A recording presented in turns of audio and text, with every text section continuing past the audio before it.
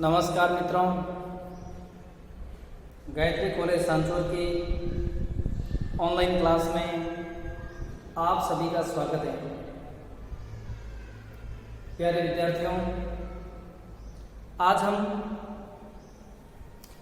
विज्ञान के क्षेत्र में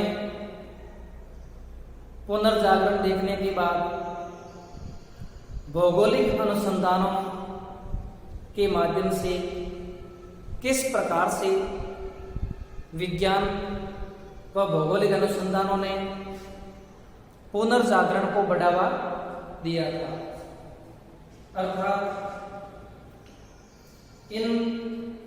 इस पुनर्जागरण में भौगोलिक अनुसंधानों का कितना योगदान रहा था, इसके बारे में हम अध्ययन करेंगे। तो देखिए, प्राचीन काल में जब यूरोप में प्राचीन यूनान व रोमन साम्राज्य का पतन हो गया और उसके बाद व्यापार का केंद्र जब पूर्वी देशों की ओर केंद्रित हो गए और बहुत सी वस्तुओं की पूर्व से पश्चिम में आवश्यकता थी और पश्चिम में जो वस्तुएं अत्यधिक थी उन्हें पूर्व की ओर भेजना था। इसके लिए कई जहाजी बेड़ों के साथ व्यापारी एक महाद्वीप से दूसरे महाद्वीप की ओर जाने लगे। क्रूसेड युद्ध हुए थे, धार्मिक, उसका भी प्रभाव पड़ा। तुर्कों का पुश्तून दुनिया पर अधिकार हो गया। उसके बाद यूरोप का पूर्व के साथ संपर्क बढ़ना शुरू हो गया और यह संपर्क केवल विचारों तक सीमित नहीं था। ये संपर्क एक नई सोचने की क्षमता, एक नई विचार करने की क्षमता तक वो चला गया। उस समय में यूरोप के व्यापारी जब व्यापार के लिए पूर्वी देशों में जाते तो अपने साथ में अपनी संस्कृति लेके जाते और वहां की संस्कृति को ग्रहण करते और जो आविष्कार, जो सिद्धांत, जो सोचने की क्षमता पूर्व में थी, उसका भी प्रभाव है वो पश्चिम यानी यूरोप में पड़ना शुरू हो गया। इन तमाम तथ्यों के आधार पर अपन मान सकते हैं कि भौगोलिक अनुसंधानों ने भी पुनर्जागरण को महत्व दिया था, अर्थात मनुष्य का एक स्थान से दूसरे स्थान पर भौगोलिक यात्राओं के माध्यम से खोज के लिए या अन्य आवश्यकताओं के लिए जब मनुष्य वहां आगे गए और वहां जाने के बाद उनका जो संपर्क हुआ और उस संपर्क के कारण से उनमें परिवर्तन दिखा, वह परिवर्तन इन भौगोलिक अनुसंधान के अंतर्गत माना जाता है। तो देखिए, यूरोपवासी हैं, उन्होंने अपनी आवश्यकताओं के लिए ऐसी कई समुद्री यात्राएं करनी शुरू कर दी थी और उस समुद्री यात्राओं का उनको फायदा भी मिला, क्योंकि रोमन साम्राज्य के पतन के बाद यूरोप पूर्व की ओर ज्यादा बढ़ने लगा। उस समय में कई मिथ्या धारणाएं थी, कई लोग समुद्री यात्रा व बाहरी दुनिया, पृथ्वी के सिरे आदि के बारे में तरह तरह के सिद्धांत देते थे और इस कारण से जो साहसी नाविक थे वे भी समुद्री यात्रा करने से डरते थे, क्योंकि ऐसी भ्रांतियां पैदा की हुई थी, ऐसी कुछ मिथ्या कल्पना जगत की बातें बताई जाती थी समुद्री यात्रा के दौरान, जिससे लोग डरते थे और लोगों को ऐसा अनुमान था कि शायद पृथ्वी चपटी होगी और हम समुद्र में डूब जाने पर जहाज से समुद्र में डूब जाएंगे।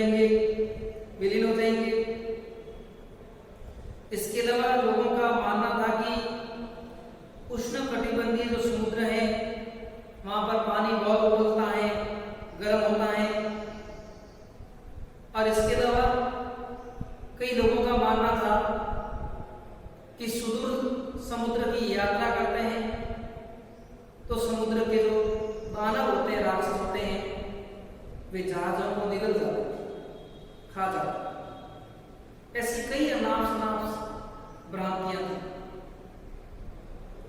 और सही मायने में देखा जाए तो उस युग में समुद्री यात्रा करना भी अत्यधिक कठिन है, क्योंकि तकनीक नहीं थी, उस समय इतने यंत्र नहीं थे, और जहाज भी छोटे मोटे होते थे, आरामदायक नहीं होते थे, और जहाज की गति हवा के रुख पर निर्भर होती थी। उसी दौरान यूरोप वासियों को फायदा हुआ कि उन्हें कुतुबनुमा दिशा यंत्र मिल गए। अब दिशा यंत्र मिलने से भटके हुए समुद्री जहाज भी पुनः अपने स्थान पर दौड़ सकते थे या दिशा के अनुसार चल सकते थे। इसके अलावा उस समय में समुद्र में सर्वाधिक भय समुद्री लुटेरों का था। समुद्री लुटेरे जहाजों को लूट लेते थे और यात्रियों को मौत के घाट उतार देते थे। लोगों के पास पूंजी का भी अभाव था, लेकिन इसके बावजूद भी उन्होंने ऐसे कष्टप्रद यात्राएं करनी शुरू की, और जब उनकी यात्राएं सफल हुई तब उन्हें विश्वास हुआ कि बहुत सी मिथ्या बातें थी जो वास्तविकता में कुछ भी है वो नहीं। अब हम भौगोलिक खोजों के कारणों के बारे में पढ़ते हैं, और भौगोलिक खोजों में पहला कारण था ईसाई धर्म प्रचारकों का प्रयास। मध्यकाल में ईसाई मिशनरी, ईसाई धर्म प्रचारक पूर्व में ईसाई धर्म का प्रचार करना चाहते थे, लेकिन वे सुरक्षित मार्ग की तलाश में थे। अब उन्होंने एशिया से संपर्क करने वाला सुरक्षित मार्ग खोज लिया, और उसके कारण वे एशिया महाद्वीप के विभिन्न देशों में अपने धर्म का प्रचार करने के लिए चलने लगे। उनकी एशिया के कई देशों के सम्राट एवं कुछ अन्य प्रतिष्ठित लोगों से बातचीत हुई, ईसाई धर्म की अच्छाइयों से परिचित करवाया, लेकिन उसमें उनको पूर्ण कामयाबी नहीं मिल पाई। लेकिन फिर भी शुरुआती समय में उनका जब एशियाई देशों में लोगों से संपर्क हुआ तो उन्होंने उनकी यात्रा वृत्तांतों, उनकी संस्कृति, कला आदि को देखकर काफी प्रभावित हुए, और उनमें भी एक नई विचार क्षमताएं जागृत हुई थी। इसके अलावा प्रसिद्ध यात्री मार्को पोलो की यात्रा वृत्तांत ने पुनर्जागरण को बल दिया। मार्को पोलो ने 13वीं सदी में एशिया की यात्रा की और चीन के मंगोल सम्राट कुबलई खां के दरबार में पहुंचा। चीन के मंगोल शासक कुबलई खां के दरबार में विद्वानों, व्यापारियों, कलाकारों आदि का जमा पड़ा।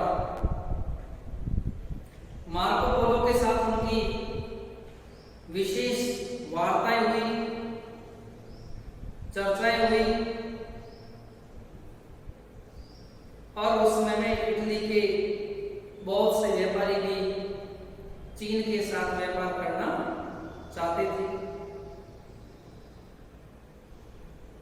और इसी कारण से वेनिस निवासी निकोलो पोलो, मैथियो पोलो और उनके पुत्र मार्को पोलो को चीन भेजा गया था। मार्को पोलो से चीन का मंगोल शासक कुबलई खान प्रभावित हुआ और मार्को पोलो को अपने दरबार में आश्रय प्रदान किया। जब वापस मार्को पोलो अपने गृह वेनिस लौटा तो उसने अपनी तमाम यात्राओं का एक विस्तृत पुलिता तैयार किया और उसका यात्रा वृत्तांत शीर्षक रखा था कि मार्को पोलो की यात्रा, और इसमें पूर्वी महाद्वीप के देशों को वैभवशाली बताया है। उसके ग्रंथ में पूर्वी देशों में कपास, चीनी, मसाले, सोने, हीरे रत्न आदि का उल्लेख किया और इसके अलावा चीन के प्रसिद्ध नगर बर्मा, श्याम अर्थात थाईलैंड के मंदिर और वह अन्य आसपास के कई द्वीपों का भी उल्लेख किया। और मार्को पोलो ने पश्चिम जगत को यह दर्शाया कि जो हम मानते हैं कि पूर्व की ओर पृथ्वी चपटी है, वो सिद्धांत कपोल कल्पित, अपितु पृथ्वी कैसी है, गोल है। उनके सिद्धांत के बाद जल मार्ग समुद्री यात्राओं से कई व्यापारी यूरोप की ओर बढ़ने शुरू हो गए, यूरोप से पूर्वी देशों की ओर बढ़ने शुरू हो गए और इस तरह उनका उनसे जुड़ाव है वो बढ़ गया। इसके अलावा अगला कारण अगर हम देखते हैं भौगोलिक खोजों में तो वह आता है आर्थिक कारण। तो देखिए, रोमन साम्राज्य के पतन के बाद यूरोप के व्यापार कमजोर पड़ गए थे और जब यूरोप में स्थायी स्थिर सरकार स्थापित हो गई और मूल्यवान और भोगविलास की वस्तुओं की मांग बढ़ने लगी और इसका व्यापारियों ने फायदा उठाया और भारत जैसे देश से मसाले, चीन से रेशम, भारत से हीरे जवाहरात, बढ़िया किस्म का सूती सामान, फारस की खाड़ी से मोती, अफ्रीका के पूर्वी तट से आदिदाम, हीरे पन्ने, दमिश्क और अन्य मुस्लिम नगरों से लोहे का सामान, पशु चर्म, ऊनी वस्त्र, पीतल तथा अन्य बहुत सारी वस्तुएं इटली के वेनिस के व्यापारी खरीदने आते थे और बदले में जिसकी पूर्व एशिया में मांग थी उन वस्तुओं को देकर भी जाते थे। इससे वेनिस के व्यापारियों को बड़ा फायदा हुआ। यूरोपीय बाजार में एशियाई वस्तुओं की जो कमी थी वो पूरी होने लगी। इसके अलावा यूरोपीय बाजार है वो अब पूर्वी एशिया के वस्तुओं से भर गए और उनका आपस में संपर्क हुआ। इस आर्थिक संपर्क के कारण से भी पुनर्जागरण को है वो बल मिला। अगला है शासकों की रुचि, अर्थात यूरोप के शासक एशिया के साथ व्यापार बढ़ाने में रुचि लेते थे और इस कारण से उन्होंने अपने व्यापारियों को प्रेरित भी किया। अगला पॉइंट है उन्नत जहाज है भौगोलिक ज्ञान। उस समय में यूरोप में नए नए वैज्ञानिक आविष्कार होने से नए नए वैज्ञानिक आविष्कारों के कारण जहाज बन गए, वो भी तकनीक से युक्त। दिशा यंत्र मिल गए, दूरबीन मिल गई और उसका परिणाम हुआ कि व्यापारी रुचि लेकर पूर्वी देशों में व्यापार के लिए आते जाते थे।